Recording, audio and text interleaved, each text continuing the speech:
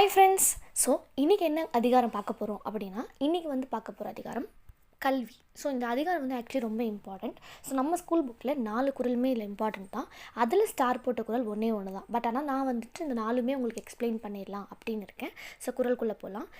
கற்க கசடர கற்பவை கற்றபின் நிற்க அதற்கு தக. ஸோ என்ன சொல்கிறாங்கன்னா, கற்க வேண்டியதை பிழை இல்லாமல் கற்றுக்கணும். அதுக்கப்புறம் அதை கற்றுக்கிட்டதை நம்ம என்ன பண்ணணும்னா, என்ன கற்றுக்கிட்டோமோ அது வழி நம்ம நடக்கணும் அப்படின்றத ஃபஸ்ட்டு குறளில் சொல்கிறாங்க.